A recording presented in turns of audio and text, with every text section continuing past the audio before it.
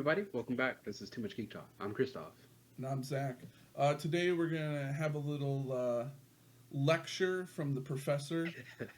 Classes in session. Classes in session. We're going to kind of just have uh, we kind of have different generations here at this point. We have the professor, we have Christoph, and we have myself, kind of the past, present, and future of entertainment is what we're going to go over today. And this is also kind of a continuation from our after the debates, which we'll link at the end of this video. You can go back and watch that if you want. Kind of a continuation from that. We have more to say on the ramblings at the end of that video. So I'll go ahead and hand it off to the professor.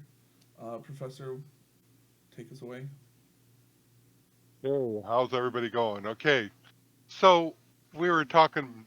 We ended up with the debate with Star Wars, and we began to talk about that.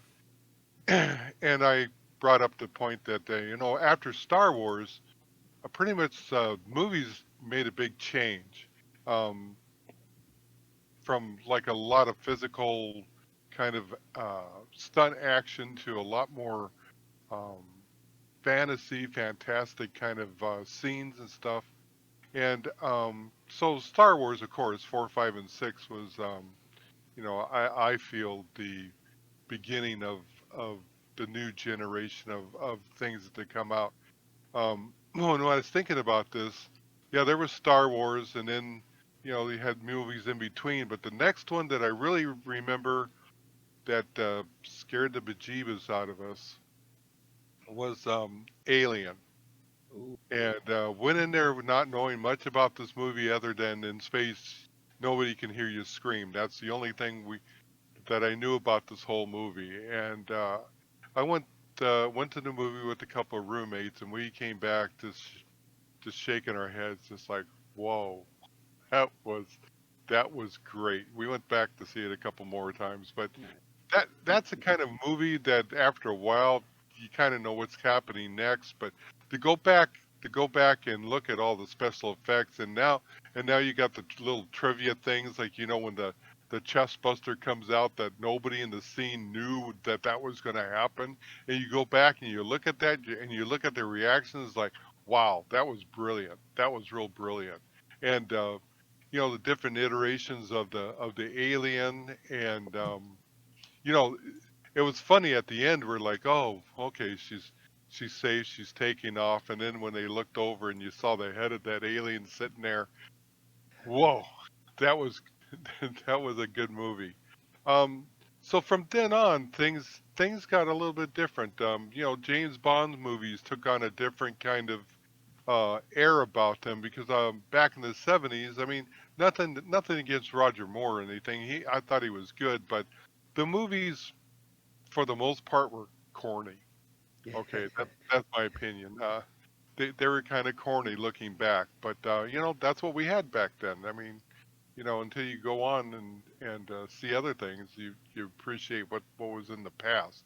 And I think that's the whole thing is that when I see this stuff, I appreciate it because I remember I grew up in the '60s and stuff, watching that kind of stuff, and the like one thing that comes to mind is when you're watching Flash Gordon, and when the ship's going across and the smoke is going down like this as it's going across and a bunch of lightning and stuff. But hey, that's what they had to play with back then.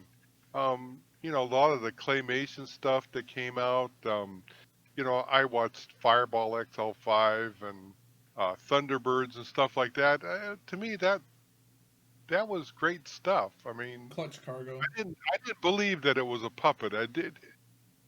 Yeah, I guess you use your imagination to kind of block all that stuff out and and just you're in the moment. That's all the gadgets and the action and all that other stuff. This kind of replaced all of that.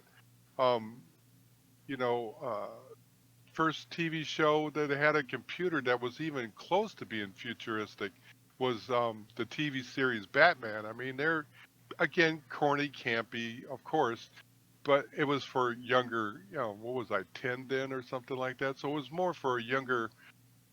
It was one of those crossover things where it was stuff for the kids, but there was humor for the adults. Okay, Mhm. and I think there again, there's some stuff that changed from the early '60s, uh, kind of homegrown, home family kind of entertainment to the mid '60s and on, where that kind of stuff there was lines crossed. So uh, aliens, see, there's aliens, and then I don't think the Star Trek movies would have been um, possible without Star Wars and movies like that. I mean, even though I'm a big Star Trek fan, but number one, the first Star Trek movie, ugh, even if when they re-edited it and did all the other stuff, it still was terrible. The second one, okay, now that was Star Trek. That was some good story stuff in it. Yeah, and then the third one, you know, and on and on, and then you get the next generation and all of their stuff. So um, the Borg stuff I really liked in the next generation in the movies. That kind of explained a lot of stuff. And the Borg was a good anti. You know, they were badass. I mean, Yeah. to have something come along and just take you over just like that and assimilate them into their society. And if you want to get a little bit deeper, there's a lot of political stuff that could be thrown in there, and a lot of analysis of that stuff. But I'm talking about the entertainment value of all of this. Now, Um, to has to gotten sorry yeah. Go to ahead. bring it from the past a little bit to the present. Do you Yeah. think that Star Wars, the prequels, uh, had the influence to bring it to the present day? Do you think, like I said in our debate, it was very CG'd. It was the early stages of CG, but I feel like I feel like those movies also pushed us into the present of CG effects and things like that more because Yeah. I feel like George Lucas was kind of like that propeller of Innovator. that. I mean, if you look at the first Jurassic Parks, even they're the practical effects. Then he From the makes those originals. movies. Then we look at the new Jurassic Parks, and they're now They're all CG, CG. hardly ever Yeah. practical. But now with how JJ did the sequels and stuff, we're now going back to practical effects Kind of into the mashing future them of up a things. bit. But Yeah. let's get back into the present of things. I mean, with the prequels going on and CG, then we're bringing into big, huge, more blockbuster. Not really. Was blockbuster really a That's a good question. term used in the past? Was there those blockbuster movies that Those you summer movies had that you have those to see. giant Yeah. summer movies? Was that a past thing, or was that more of our generation, the present slash future kind of things? I I think CG allowed comic books to come alive. Mm-hmm. Because comic books, there's things you could do that you couldn't do in movies and stuff at the time. I mean, But watch the CG, original Captain America and stuff like that. Yeah, Yeah. yeah, but Or even Superman back in the day was yeah. but what I'm talking terrible. about is like the Spider-Man movies. Hmm. Before that, I mean, there was a TV show that had Spider-Man on it, and you could tell that he was walking up the wall, and the spider web was huge, and okay, Didn't he that's have a what they had motorcycle to work with. too? Like, But now CGI, it really looks like he's stuck to the wall. He's yeah. climbing the wall. He's shooting this. It's at the comic book level. That's what CGI has allowed us to do, is to see things that kids may not have access to comic books, or they can't read or nothing, and a younger audience you can get them into, because now you can um do that stuff with CGI. I remember when Superman, the first Superman, came out and saw him flying around. It was just wow, that was really really cool. When he caught that helicopter in midair and stuff like that, that was great. That was fantastic. That stuff allowed the comic books to come alive. Yeah, because you have the old Superman versus Man of Steel. You can see the difference night and day. Where Yeah, he's exactly. on a green screen doing that one movement, where on this Man of Steel he's flying all over the place. Right. You're just like, wow. But some of the physical kind of stuff, the superpower kind of stuff, with CGI, it's now believable. It's Yeah. you're immersed into it Yeah. now, just You like you forget would that it's a if you were movie. reading a comic book and you saw, him to do something weird like, oh, that wouldn't happen in the real world, but it can happen in the make believe world, and it's believable now with the state of CGI the way it is today.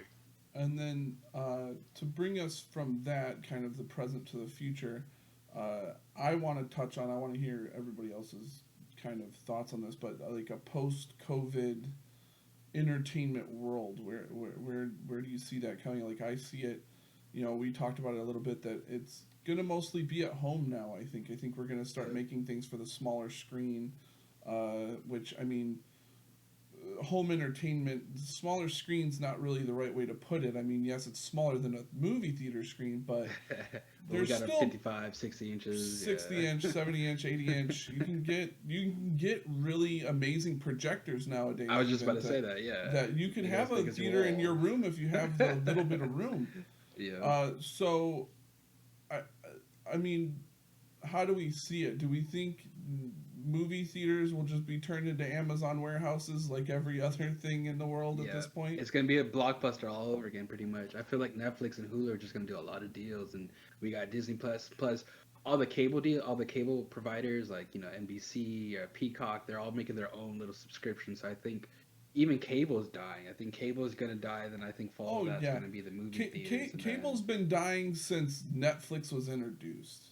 The day they introduced that there was instant, what was it called back then? Instant View or something, Netflix Instant View. Before you had to order it.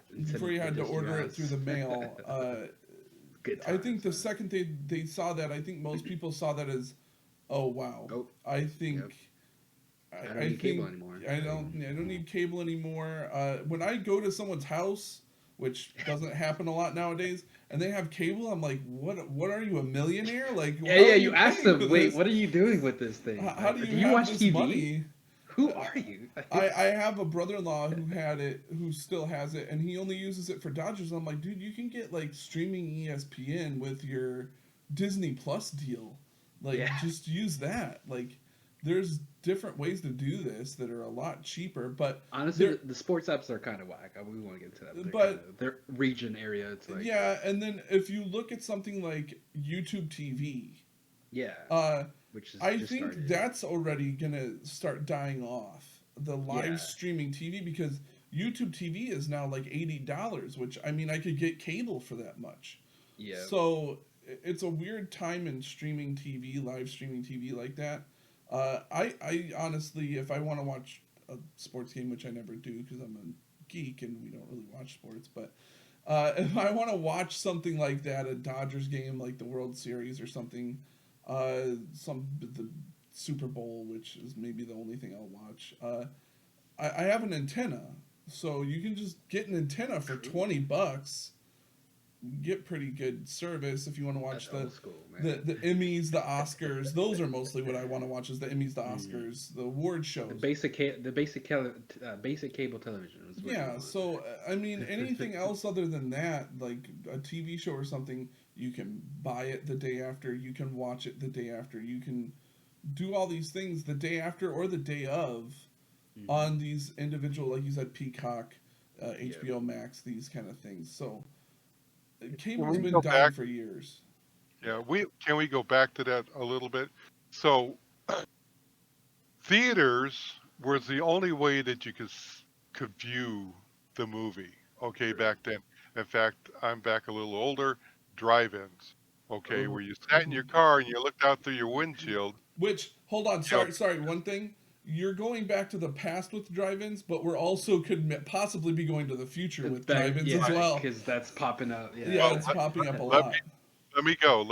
So you start out with the drive-in and the theaters. That was the only way you could see those movies because you couldn't go out the next week and buy it at VHS or DVD or whatever. Dang. So that was the only venue to see that stuff in. So now I think COVID-19 has probably put a magnifying glass on this. That don't necessarily need to go to a movie theater to see something like that. You got everybody's TV is now we're almost on equal footing. No, Hmm. hopefully nobody's out there watching a tube TV, but there might be. But the quality and everything is has improved great. The other night when I was watching Mandalorian, my thought after we were talking about this, my thought is this: I basically watched a mini movie Hmm. in an hour Hmm. that had all of the production value and everything of Yeah, what a movie is, not a Yeah. TV show, not an old TV show. but a We're movie. looking at movie production kind of special effects and all of that Hmm. stuff that's happening on the smaller screen. And I think what So brought that to the that, forefront of like yeah, movie production things was Game of Thrones. I think that's where everybody yeah, was saying like, wait, we can just get mini movies, and I'd honestly, I think that way you can better choose the way you want to take in the entertainment, take yeah, in whatever, because you could wait for the whole season to come out and binge watch it and pretty much watch a What I did. 6 7 hour movie, or you could go week by week depending on what the show is, what if you're more right. into it, less into it, things Yeah, like that. I think this is an amazing thing. I don't think we should have movies. I honestly Well, don't think we should the have only thing about movies. the movies that would be a detriment if we lost it was the camaraderie, the everybody sitting in the theater with Hmm. your friends and everything right there physically, That um, emotion, that enjoying connection. the moments and all that stuff and being able to talk about it. Um, that element will be gone, and I don't know if we should lose that or not. And But if popcorn, something soda, like candy, all that Disney, stuff. but if you can, you know, go back to what was that Xbox 360, right? Where you could Yeah, watch so the movie with your friend and you could talk to them at the same time. yeah. So something like that, maybe another screen with friends or family or whatever it is over there, and you're kind of taking it in that way. At least, I mean, you're not physically there with each other, but you're in the moment. Yeah. Like you and I, we're texting back and forth, making jokes Yeah. about it. Hmm. That kind of stuff. That that will be missed if well you don't even get to talk in the movies but Yeah, but and after fact, I'll like, miss my times when we used to go to the place I work where we would go and get the premiere before everybody Oh else. yeah. We walk out of the I theater and I would that say something totally not true about the movie, but it's like, oh, you're can you those.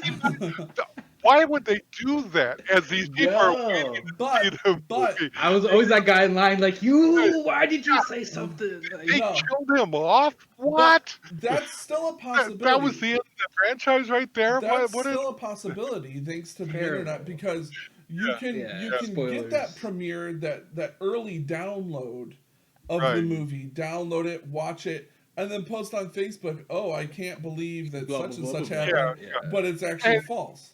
That's what and everyone did when Endgame came out. Everyone saw it like on Wednesday night. They're like, "Oh, this happened, this happened, this happened." And I was just like, thing Yeah. is "No, it didn't." you can edit yourself not to hear that, but these poor people are sitting here right In in line line, waiting to go see.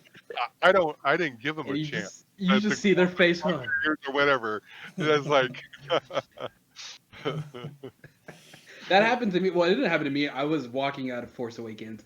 That happened. Someone was like, "I can't believe they killed Han in the line." I was like, "Dude, there's people in line." He was like, "Oh, I don't care. I saw the movie already." I was like, "You, man, you like." yeah. So, but It, yeah, seriously, that's the big draw of the theater, or it yeah, was that. But and, I noticed lately, just before all of this happened, and I haven't gone to the movies like I used to. There just isn't the lines out there like there used to be. Not at all. I mean, it used to be, wow, I got a day off. I don't have to go stand in line and with everybody else that goes to see the first showing. Now it's, I think everybody, I think that the transition is going to happen. I think it's just going to take a little bit of time for the dinosaur to finally to die and everybody accept it, because I mean, if It's the everybody thinks that studios. we're But going back to normal, they're in nah, for a big but you're surprise. right though. Like movie lines have decreased. I think I remember seeing the first Lord of the Rings and standing in an hour wait just to get into the theater to sit down. And Right, then I remember then seeing Force Awakens. There was no line. I was just like, I pre-ordered my ticket, got there 20 minutes ahead of time, and was able to go sit down because I had the assigned seating. So it was just right, like right, that aspect is right. kind of it's evolving, it's changing, and that's another thing I want to ask you about horror movies. You brought up the thing about the alien chest pop. I feel like horror movies nowadays are so predictable. Where back in the day they were just like, oh, you were very scared of Michael Myers or Right, Freddy Krueger or right, whatever. right. Nowadays, Well, like it's not that scary. You have to be very, well, very, there, very creative Yeah, in order to true. yeah, scare anybody with movies nowadays. I mean, I was gonna even bring up Alien at that. I mean, even Alien went down the road of now it's just funny. It's not even Yeah, it's scary like with haha. Alien right, versus exactly, Predator and things like that. exactly. It's and it's become too formulaic, if that's a word. Mm-hmm. But The formula of it, and yeah. we were talking about this also. Now they're taking uh, Disney movies and make animated stuff and making them live Live action. action. So They, you've run out of ideas. There's nothing new for Me, us to see. That's why things are happening, folks. Mm. There's nothing new. You can't you're trying to one up each other, and you've run it into the ground where people are just going, well, same thing. Yeah, how many I James can go Bonds do home we and watch have? what I want to watch. Yeah, Yeah, how many well, diehards do we I have? It's mean, just like, yeah, Hollywood exactly. Hollywood has lost their originality for yeah, years now. I that's mean, yeah, Right. the good biggest the decade. biggest blockbusters for the past decade The is comic book Marvel movies. movies. And Yeah, and that's that doesn't not count because original. that's It's from from a source book. material. It's from source Right. material. I And I'm when they're trying to not think. they're not true to whatever it is that they're doing. So Batman, how many different movies have we had of Batman? They're all different iterations. They kind of stick to the storyline a little bit, but then they go off in And their own little Spike, yeah. universe. Hmm. That's the thing nowadays is, oh, it's a different universe that they're in. Yeah. It's such But like it's an easy way. It's a scapegoat because it's a comic book yeah, movie. Oh, it's a yeah, different right, iteration of it. yeah, It's like right. It's still Batman, but you just made him something else, or he's now he's skinnier or acting younger. differently or Yeah. whatever. Nobody cares. Nobody cares. They want to, when I read Batman and all that stuff, when I go to see a movie, I expect it to be along those storylines Hmm. if that's what you're gonna show me. Something else I want to touch on just uh, for the rest of our time is that we did want to talk about. We've talked about movies. We've talked about TV. We want to talk about video games for our last little wrap up here. Um, Professor, you've lived through most of the consoles. We feel. Kind of take us through how consoles have evolved in your eyes, and then if you could give us what you think is the best console out there, and then we can I kind of have can. a conversation Okay. about that for a Can little you bit. start with the ColecoVision, So please? I Because think I've my had my questions. first video game or anything was my Amiga, and the thing Ooh. that was on there was Microsoft Flight Simulator. And I mean, it was just an instrument panel with trees, sticky trees, and roads and stuff like that. You had 6 or 7 big floppy disks you had to keep changing all the time to go further along. You had your Japan collection, and you flew in Japan and stuff like that. And then, but even back before that, there was video arcades where you go in and drop your well hard-earned cash into a machine to play video games. I mean, there's some. I remember. I liked it. The one you was driving a hook and ladder truck, and you were in the back driving the one guy would drive the front, the other one would drive the back. So when you're driving the back, you had to think opposite of the way of steering the thing, and you'd knock over buildings and stuff like that. Goofy games like that. But then there was the classics and stuff that are out there today. Did most people still play? And then I believe it wasn't until you came along, Zach, that we started doing console stuff. So the one that's near and dear to my heart is PlayStation 2. I think Hmm. that the stuff that came out of there was good quality stuff. It had a big following. Remember, we'd go down there once a month and buy the magazine, and you read all about the Mhm. games that are coming up, and you even got a demo disc, and you Yeah. played the demo disc, and then we had the little cheat thing that you put in there, the shark codes The and all Game that Shark, stuff. yeah. Yeah, Yes. yeah, I did that with stuff the like that. PlayStation. Yeah. So and we graduated up with everything. When we both have owned the Xbox 360s and the Xbox, whatever they're calling it, Xbox and the One. PS4. I skipped PS3 and went to PS4, but now I have a Good thing. computer, and I think some of the best games with some depth and stuff in it, um, are on the computer. And my favorite is Age of Empires. I mean, that game, I played it from 1 all the way up to 3. I am, I had a Dell XP I played it on, and it wasn't here until recently that they came out with the definitive editions. I guess that's the way of the new improved classic edition of that's what they're going to call it as definitive. But I can't get enough of playing that game. What would be your top console? So you said PS2. Oh yeah, we had. Uh, I mean, I've had ColecoVision and Okay, this is what Christoph wants to talk Yeah, about. I So, really want to know because I like my so how do I let me give you my brief history. My first console was an NES. It was a Nintendo Entertainment System. same That was my same as first me. very first console. When I started to play video games more, I was more of an Xbox person, and then I went on to owning both PS4 and Xbox 360. I always had both consoles. I still do right now. I don't have a preference. I play a lot on PS4, but I love both consoles. And I remember in my nerdy days just looking at the previous consoles, the original Nintendo system, and all that stuff. Came across the ColecoVision, and the controller by itself just made me want to ask questions. How the heck did you use that thing? Was it literally with the dial and then the number pad? Like I don't get that. What was that? Like what what games were on that? I should there was. say. I cannot remember the name of the game, but there was one game that used the number pad for something. I don't remember what it was, but yeah, it was big, and you held it like this, and you used it like that. I mean, but That is awesome. yeah, yeah, it was a weird thing. But Yeah, I'm looking at the photos right now, and it just looks so clunky. I'm just like, oh my gosh, it might be the size of the PS5, but who knows?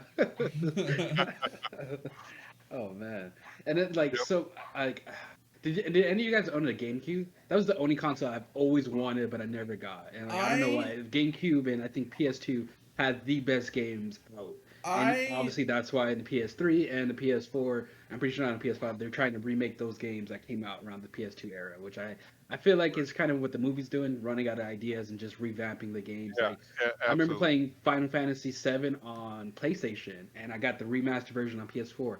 It's night and day the comparisons, but I still get that same feeling, that same like, this is the first time I'm going through this. Let me see how this is. But I I'm not I was gonna say I was worried about the future of games. The only reason why I am worried about it is the lack of like what's happening in the game industry is the lack of content. You buy a $60 game, but it's only worth $30, and then you got to buy the DLC to make it the full $60. So it's just Right, I right, feel like right. they're just doing the same thing, kind of like with movies and TV yeah, shows. They're I actually running wanted out of to. ideas, coming out with them too quickly. Like the Avengers games that I got, I loved it the first 2 weeks, but it's a dead game because they haven't released DLC, they haven't fixed any of the problems, and I was just like, come on, you guys. Like, if you're going to release a game that's been anticipated for a good 3 years and it got delayed for another year, so it's just like, you guys had time.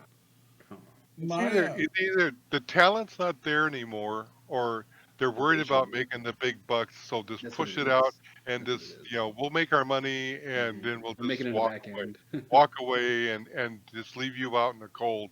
Um, yeah, I think that's it. It's all about making the big bucks, and maybe the talent's not there anymore, the imagination or whatever it is, and that's why they got to resort back to what all and they always push that on you, all the classics, the old days and stuff. Everybody's um, wants nostalgia. I don't think so. I don't think anybody wants nostalgia. They're worried about what's happening right now. So says the guy that just said that he loves the definitive edition of a game. And I, Zach and I, I had Sega too.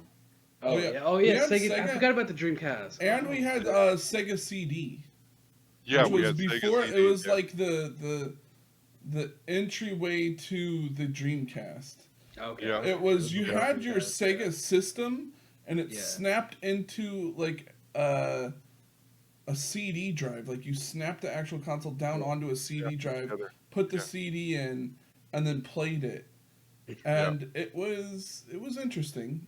I that's don't. yeah, It never took off. I mean, obviously, yeah, we don't have Segas today. We have Sega games, but not yeah. actual And Sega then systems.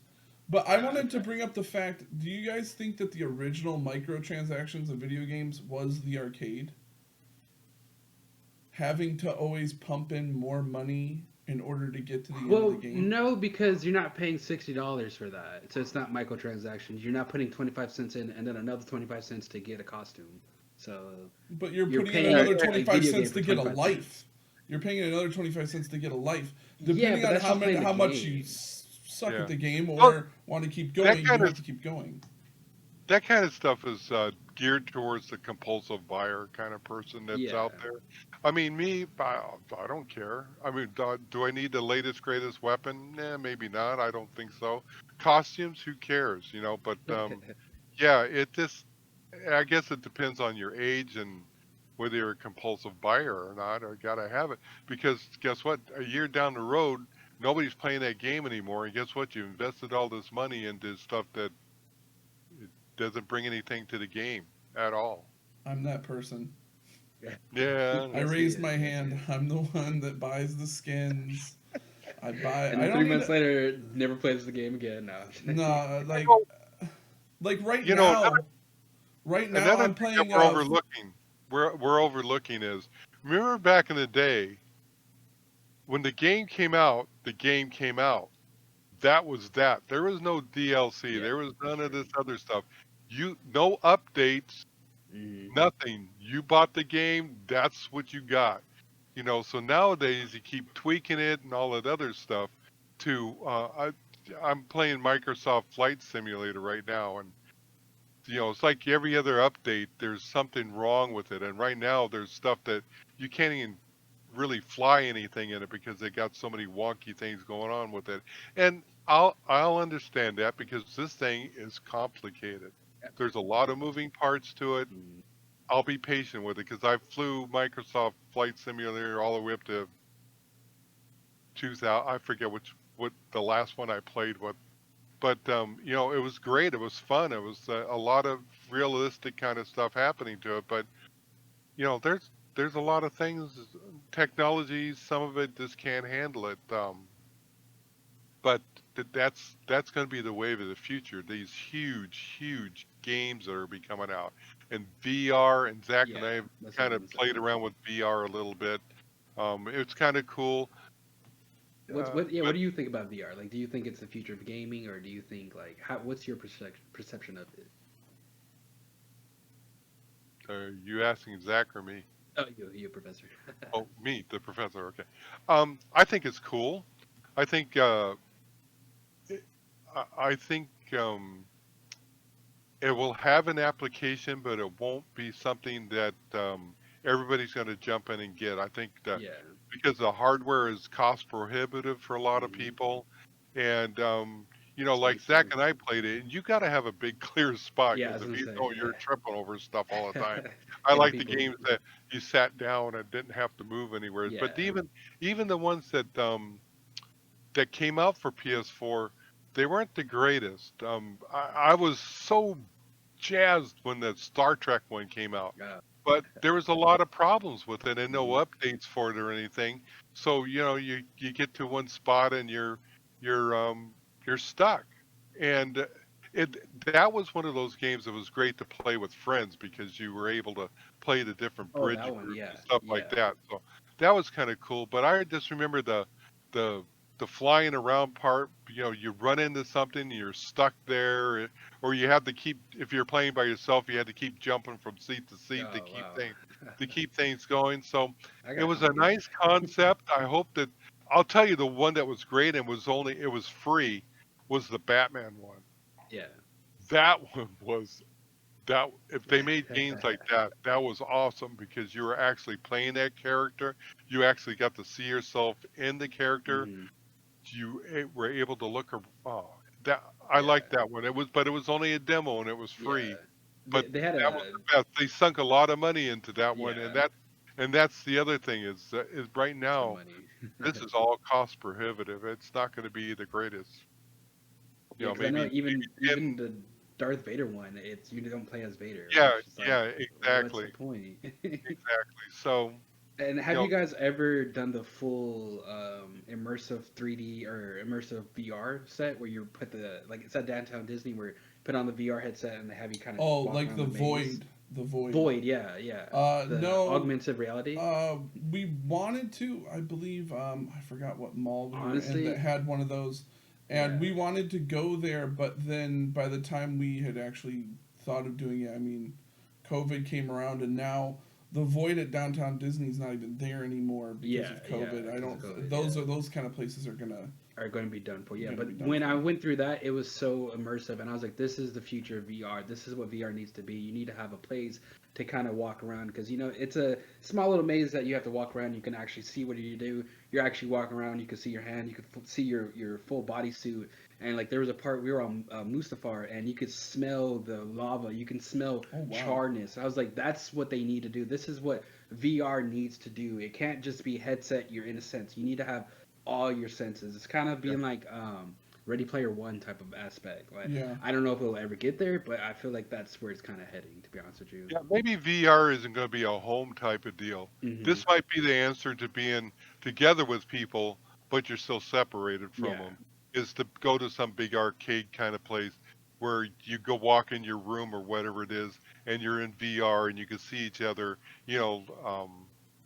Like a tag game or something like that, but you're not actually physically out there. Um, Interacting with people, but in the same time you're virtually with them. Yeah. Also with VR, it was great when we first got the VR. It was $40 games, but then it starts to reach up to $60 games for those really like AAA games, and Yeah. you've already spent the money on a PlayStation, the money on a VR set, the Right. money on Move controllers, the money on everything. I've recently just sold my PSVR because I don't think I'm going to go that way anymore. I'm going to go more heavy duty, possibly in the future, to get it through the And PC. it was heavy. It was heavy. Yeah, I mean, after you wear it for a while, you knew you were wearing it, and you were Yeah. sweaty. It wasn't clear. And, yeah, it covered your head a lot, and you kind of, if it was warm, you kind of got heated up. What I liked was Hulu had a VR place that you could go to. So you're like sitting in this living room, and you had this big glass wall in front of you outside, and you could change the scenery outside, and the trees were actually the wind was blowing them, and you're in this huge big screen TV you're watching your shows on, but sitting there with this thing that's finally weighing down on you. It got uncomfortable, Yeah. and you can't get it on Hulu anymore. But um, That's I cool. thought that was cool. Now, if they could have got it to where I'm wearing goggles or something like Yeah. that, um, and be able to watch TV that way, oh, that was cool. once we I can think get it down to that's the probably size of Geordie LaForge's visor, then I think that's doable. gonna. No, that'd be awesome. I feel like that's what's gonna happen though, like 4 or 5 years, because we gotta think about VR is the newest piece of video game or entertainment. I feel like Right. they gotten better with the quality of the VRs and the compatibility of the headsets because now they have the Quest where you don't even need a PC. But I feel like it's gonna go into goggles. I feel like it might even go to bodysuits. I feel like they're gonna get more immersive with it, and it's a What scary about time to think. And good. what about AR? I mean, we've all dabbled in AR before with Yeah, that thing. Well, I I, forgot I what it. feel like AR can work, but I feel like there's just so many security issues with that because you have to have a video inside your house. And I don't I think think AR is going to be gimmick. It's going to be like a game gimmicky kind of thing. I think yeah, it's going to be more like I'm walking down the street. Hey, I'm looking for restaurant so and so, and Oh, there, Ad pops up. there's Yeah. there's the little path to it or whatever it is. Oh, see, I that would think be it's cool. gonna be, I think it's gonna be more like that I feel like that kind should of be more for deal. like cars. Yeah, kind of directions on the window. Yeah, It's yeah, showing you more where to more go. more of a heads up Hmm. display kind of deal than actual game kind of thing. Yeah. Yeah. I Yeah, can see that in glasses. Everyone, well, it's like with the Google glasses, what they try to do, but they weren't yeah, right, right, successful. right. It'll get there. It'll Yeah, eventually get there. that's gonna be awesome. Wearing contacts where you just blink twice. But Mount up. I do think that VR is a good solution to a post-COVID movie and entertainment solution. That's it. Absolutely. Everybody's at home with their Geordie LaForge visors, sitting on their couches, and you can turn and there's the You can see person a next to person. you, and you can They're see you or they have like a microphone or avatar. something on there, so you can be Yeah. like, oh hey, what do you think about that preview? Or you can hear them laugh, you can hear them cry, you can get the Or vibe you of can mute them if you want to. if Like, you want to, you can mute them, but you can get that vibe of like the emotion in the I like room kind that. of thing. Yeah, You can because hear that's gonna be that the applause at the end of Endgame, yeah, whatever you yeah, want. because that's the thing that I think movie theaters you will miss. It's like, yeah, it's good to watch movies on your own, but when you're in a theater with a bunch of people and you all are excited to watch this movie, it's just there's something magical about it. I don't know how to experience like the the first goddamn the Force Awaken. When I went to go see that, it was quiet. I was at Cinemark, and it was the intro, and it was quiet, and somebody in the back was like, "This is way better than AMC." The whole audience started to bust up the laughing, and then when Han died, you could hear everybody go. You could hear that gasp, and Yeah. that adds to the movie. That adds to the emotional aspect of what movies try to do. Because Right. you can have a movie without the emotional aspect, but it just makes that movie that much better when you can It's that connect with shared it. experience. I mean, that's Hmm. why a lot of people are. There's people that can't handle working from home because they want that shared experience Socializing. at work. And me, I don't care. I mean, I'm happy right where I'm at. I think Right? that's I, also it for VR could be the answer for a lot of things, not just movies and concerts, everything like oh that. yeah, I mean, it makes it more accessible to yeah. people. People are already doing exclusive live streams for concerts and things like that. So you buy your ticket and you get a link to go to the live stream. So I think VR could be the answer to the future, that Ready Player One dystopian future where everybody's in VR in their living room kind of thing. I think that's where it goes. But I think we've delved into the future quite a bit. I think that's a good place to leave it. But everybody hit subscribe, click like, do all that stuff, and we'll see you later.